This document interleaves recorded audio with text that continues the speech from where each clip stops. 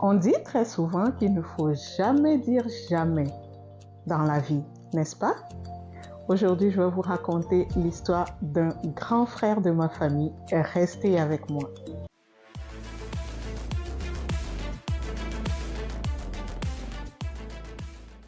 Bonjour et bienvenue sur ma chaîne. Si vous venez de me découvrir, moi c'est Essie Koudao. Je suis coach de vie, je suis entrepreneur social et je suis investisseur. Alors ici sur cette chaîne, j'aide la femme déterminée et audacieuse que tu es et je te propulse pour atteindre tes objectifs et prendre ton envol. Alors si tu veux embarquer dans cette aventure avec moi, juste t'abonner, activer la cloche de notification pour ne manquer aucune de mes vidéos. Alors bonjour, aujourd'hui nous allons raconter une petite histoire, une histoire qui m'est arrivée, une histoire très intéressante. Et je vous présente déjà mon ami, mon grand ami, le grand frère de cette famille qui est Happy. Alors Happy, fais un coucou. Coucou!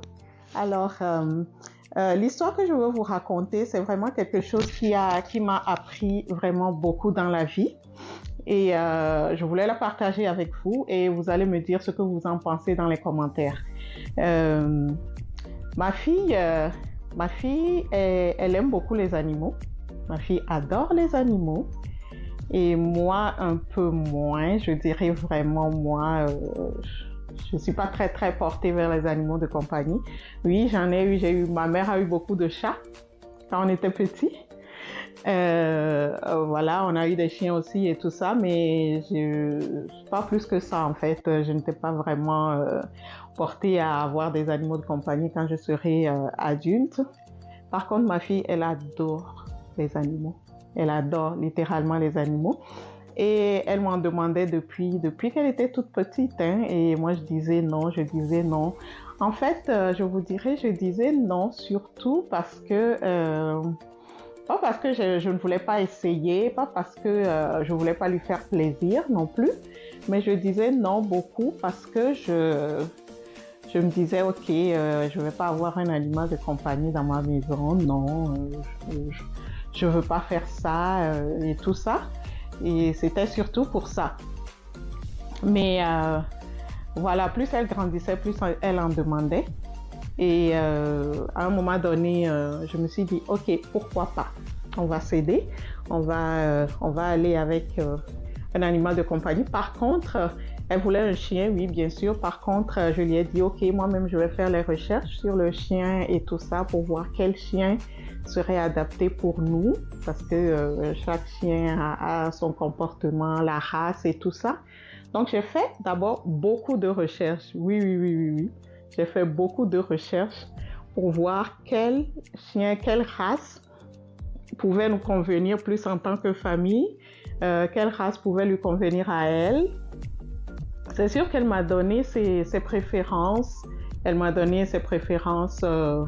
Elle n'avait pas fait de recherche en ce moment-là. Hein. Elle donnait les préférences surtout en termes de aspect extérieur, aspect physique du chien et tout. Donc, moi, j'ai fait plus des recherches en termes de comment le chien se comporte, telle race, qu'est-ce qu'il mange, telle race, comment il se comporte du point de vue métabolisme, comment il faut l'élever, dans quelles conditions il faut l'élever. Donc, moi, j'ai fait des recherches un peu plus poussées pour savoir à quoi m'en tenir. Parce que quand même, quand on adopte un animal de compagnie, surtout dans nos pays occidentaux ici, c'est vraiment pour un long moment, c'est voir jusqu'à la durée de vie en fait du chien normalement. Ben oui, c'est sûr que certains en abandonnent, mais je ne vais pas adopter un chien pour l'abandonner. Donc, je voulais vraiment faire mes recherches, savoir où je m'en allais avant de pouvoir prendre la décision finale et aller amener le chien à la maison. Donc, j'ai fait beaucoup de recherches, comme je vous l'ai dit, et voilà, on a finalement de commun accord avec elle et son père aussi. On a finalement opté pour le chien qui nous convenait, dépendamment de tout ce qu'on a pu trouver comme recherche sur lui. Et voilà, maintenant il fallait chercher où trouver ce chien-là. Alors, c'est là que la péripétie pour aller trouver Happy a commencé. Nous avons fait beaucoup d'appels. Nous avons appelé beaucoup de centres qui élevaient les chiens de sa race parce qu'on a opté pour sa race. Et sa race, c'est un Shih Tzu. C'est un chien d'origine asiatique, chinoise. Donc, voilà, on a fait toutes les recherches possibles et on a trouvé une place qui élevait cette race-là en particulier. Donc, on a décidé, avec l'accord de son père, de lui faire la surprise pour son anniversaire à ma fille. Donc, on a simulé un petit voyage pour aller chercher Happy. Donc, elle ne savait pas que nous étions partis chercher un chien. Pour elle, c'était juste un petit voyage. Mais à la fin du voyage, on est allé dans un coin reculé, là où on élevait ce genre de chien, et on a pris le chien. Et elle était dans la voiture, on lui a amené le chien dans la voiture. Elle était toute contente, toute heureuse. Elle était aux anges. Elle était, je vous assure, elle était... en tout cas, quand j'ai vu comment elle était vraiment contente, vraiment heureuse, j'ai dit, OK, je pense que ça en valait la peine que je fasse une concession. Et on a ramené Happy à la maison. C'est là que le grand frère Happy a commencé à faire partie de notre famille. Alors, Happy fait partie de notre famille, ça fait maintenant 3 ans. On l'aime beaucoup. C'est un chien qui est assez attachant. Il aime beaucoup l'être humain. Où est-ce que je veux en venir avec l'histoire de Happy? C'est que j'ai dit jamais, au grand jamais, je n'aurai un animal de compagnie. Aujourd'hui, Happy fait partie intégrante de la famille et c'est le grand frère de la famille parce qu'après Happy a eu un petit frère. Donc, c'est le grand frère de la famille et on aime beaucoup Happy. Et un jour, Happy est sorti de la maison et il est sorti de la cour, on ne savait pas. Et on a commencé à le chercher comme environ après 15 minutes, on ne l'a pas trouvé.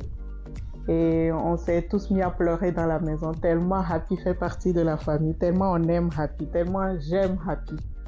Et Happy a contribué à beaucoup aussi dans ma vie, j'aurai l'occasion de vous le raconter un peu ultérieurement. Happy a contribué dans d'autres aspects aussi de ma vie. Et vraiment, il fait partie intégrante de la famille maintenant. Là où je veux en venir, c'est vraiment que dans la vie, dans notre vie, il y a des choses, des situations, des aspects, des domaines de nos vies où on a dit jamais, au grand jamais, on ne fera telle ou telle chose. Jamais, au grand jamais, on ne fera tel projet. Jamais, au grand jamais, moi, je ne peux arriver à étudier dans tel domaine. Jamais, au grand jamais, moi, je ne peux arriver à obtenir un doctorat. Ou jamais, au grand jamais, on m'a dit que je n'aurai pas d'enfant, donc jamais je n'en aurai. Ou jamais, au grand jamais, moi-même j'ai décidé que, comme moi, j'avais décidé de ne pas avoir un animal de compagnie. Peut-être tu te dis, toi, femme qui me regarde, toi, homme qui me regarde en ce moment, tu te dis, au grand jamais, je ne pardonnerai à telle personne. Parce qu'elle m'a fait telle chose, au grand jamais je ne pourrai lui pardonner. Ou il y a une situation où tu te dis, au grand jamais, c'est fini, j'ai fermé cette porte-là, jamais je ne l'ouvrirai. Oui, l'histoire de Happy peut sembler anodine, mais quand on regarde bien, j'ai fait une concession au départ, mais aujourd'hui, c'est bénéfique pour moi. Aujourd'hui, je câline Happy. Aujourd'hui, Happy est comme un de mes enfants, je dirais. Ma fille dit que c'est mon petit enfant parce que elle, c'est son fils à elle. Et voilà, c'était quand même, ou c'est quand même toujours un bien dans notre vie, dans notre famille Happy. C'est sûr qu'il est têtu. C'est sûr que des fois, il fait des choses qu'on n'aime pas. C'est sûr que des jours, je me dis, mais qu'est-ce qui m'a pris de prendre un animal de compagnie, voyons. Mais je vous dirais que si on fait une moyenne, d'une manière générale, on adore Happy. Alors, toi qui me regardes aujourd'hui, toi qui es dans une situation difficile, peut-être on va prendre 2 parties de ce dicton-là. Peut-être on t'a dit jamais tu n'auras d'enfant parce que tu as tel problème physique. et tu as pris cette parole-là, tu te l'as appropriée, tu as fait cette parole-là tienne et tu vis avec et tu es malheureuse. Tu n'arrives plus à fonctionner. Tu es dépressive à cause de ça. Laisse-moi te dire qu'il n'y a jamais de jamais dans cette vie. Tout peut changer à tout moment. Femme déterminée et audacieuse que tu es, toi qui me regardes dans ce moment, tout peut changer à tout moment.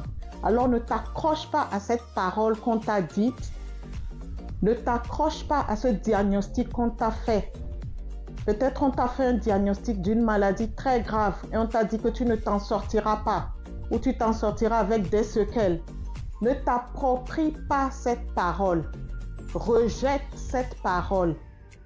Rejette ça. Et dis-toi que tant que tu es en vie, il y a de grandes choses, de belles choses, de bonnes choses pour toi. Alors ne t'approprie pas une parole négative qu'on t'a dit.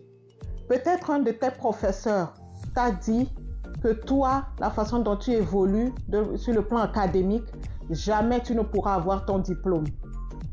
Et tu es découragé. Toi qui me regardes en ce moment, laisse-moi te dire que cette parole-là, tu dois la rejeter et tu dois te prouver à toi-même et à cette personne-là, que ce soit un professeur, un directeur d'école, peu importe, qui t'a dit que ce diplôme, tu ne l'auras jamais. Tu dois lui prouver à toi-même et à cette personne-là que tu vas avoir ce diplôme. Ça va être un défi pour toi. Peut-être tu dois travailler doublement, triplement, mais prends courage, mets-toi à l'œuvre et tu vas voir que tu l'auras ce diplôme. Maintenant, on va prendre l'autre aspect où toi-même tu t'es dit, quelqu'un t'a offensé grandement et tu as dit jamais je ne pourrai le pardonner. Écoute, quand tu ne pardonnes pas quelqu'un, la personne à qui tu fais le plus de mal, c'est à toi-même. Parce que la personne, peut-être elle sait que tu as quelque chose contre elle, peut-être elle ne le sait pas, mais la personne, elle ne vit pas avec ça. C'est toi qui vis au quotidien avec ça et c'est ton cœur qui est surchargé par ce manque de pardon-là. Et laisse-moi te dire une chose, le manque de pardon t'empêche d'avancer dans la vie. Alors toi qui t'es dit jamais je ne pourrai pardonner cette personne, fais une concession. Regarde chaque fois que Dieu t'a pardonné toi et fais une concession, pardonne cette personne également. Toi qui t'es dit jamais je n'irai dans ce pays-là, vivre dans ce pays-là. Peut-être c'est là-bas que Dieu te réserve ton bonheur. Jamais je ne ferai tel emploi. Écoute, tu ne sais pas d'où Dieu va t'élever. Alors, au lieu de dire jamais, rentre en toi-même, pose-toi la question, où est-ce que tu t'en vas? Est-ce que pour telle chose, je dois faire une concession pour commencer et après, je vais voir où ça va me mener, comment ça va me faire avancer? Laisse-moi te dire que la vie est faite de concessions. L'autre chose que tu dois savoir, c'est que, comme je l'ai dit, quand j'ai finalement décidé de faire une concession, j'ai fait beaucoup de recherches. Beaucoup de recherches pour savoir quel chien pouvait nous convenir. D'autres personnes diraient, pour adopter un chien, est-ce qu'il faut faire des recherches? Oui, il faut faire des recherches pour toute chose. Alors, la concession que tu t'apprêtes à faire, réfléchis-y bien. Réfléchis-y longuement. Pose-toi les bonnes questions. Je te dirais, projette-toi avec cette concession-là. Dans 5 ans, dans 10 ans, est-ce que je serai toujours correcte avec cette décision que j'ai prise? Parce qu'au préalable, j'avais dit jamais je ne le ferai. Mais maintenant, je veux faire une concession. Est-ce que cette concession-là, dans 10 ans, qu'est-ce que ça serait? Dans 5 ans, même dans 1 an, qu'est-ce que ça serait dans ma vie? Est-ce que je suis prête à faire ce genre de concession? Fais des recherches. Regarde ce que ça impliquerait dans ta vie, dans la vie de ton entourage. Si tu as des enfants, si tu as un conjoint, des amis, dans ta vie sociale, qu'est-ce que ça impliquerait? Essaie de regarder à tout ça. Planifie ta concession. C'est ça que je suis en train de te dire. Planifie ta concession. Ne fais pas juste une concession en l'air parce que peut-être la personne à qui tu fais la concession, tu l'aimes beaucoup. Écoutez, j'adore ma fille. J'adore ma fille. Et vous tous les parents, vous savez que nous aimons, nous adorons nos enfants. Mais pour faire une concession pour elle, parce que je sais que ça impliquerait toute la famille, parce que je sais que ça impliquerait son père également, je sais que ça impliquerait toute la famille, j'ai réfléchi à 2 fois et j'ai fait beaucoup de recherches. Donc, ta décision que tu es en train de prendre en ce moment, prends-la, mais réfléchis-y bien. Mais une chose est sûre, ne dis plus jamais, jamais. J'ai Happy avec moi, mon grand frère. Il vous dit bye bye, à la prochaine vidéo. N'oublie pas de toujours prendre ton envol, rentrez dans la voiture et prenez votre envol avec moi. Je suis Essie Koudao, je suis votre amie et Happy aussi.